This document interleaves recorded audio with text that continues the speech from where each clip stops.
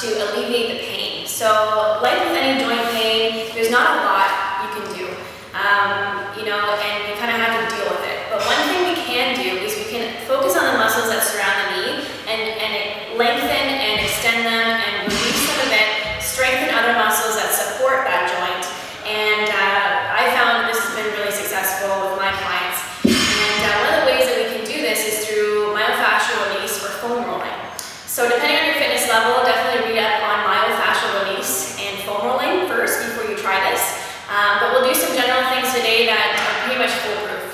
So the first thing you want to do is purchase a foam roller.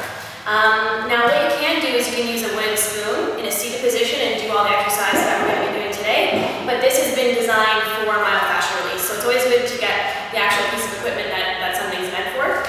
Now they generally come in a couple different sizes and different brands and types. These ones are high density black rollers. This is a small one, this one's a large one. This one's really good for travel, and this one's good for, you'll find these in the gym.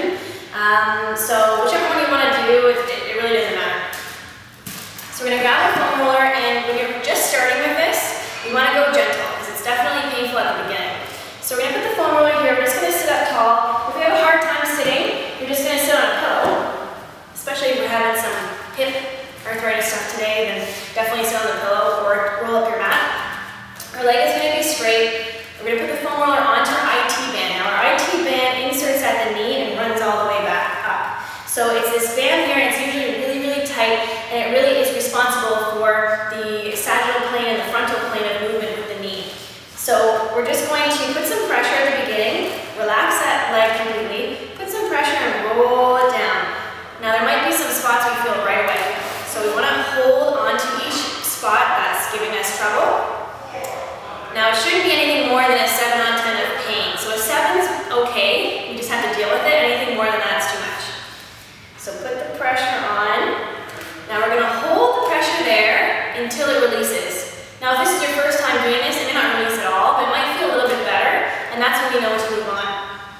So roll, find a spot, hold, make sure you're breathing, and then move on to the next side. So once you've done this, it's going to be 5 to 10 minutes.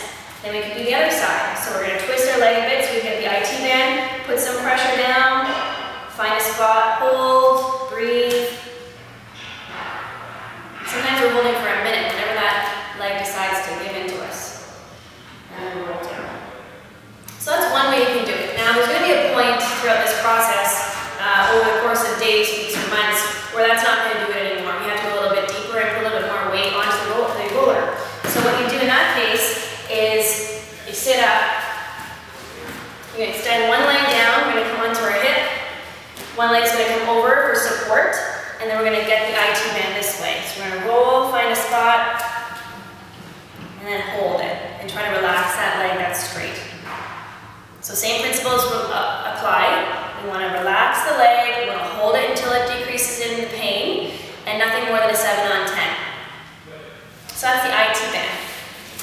So the IT band's a huge culprit for knee pain, even if you don't have arthritis. So definitely if you've got some chronic pain, you definitely want to make sure that IT band is really relaxed, and this is one way to do it.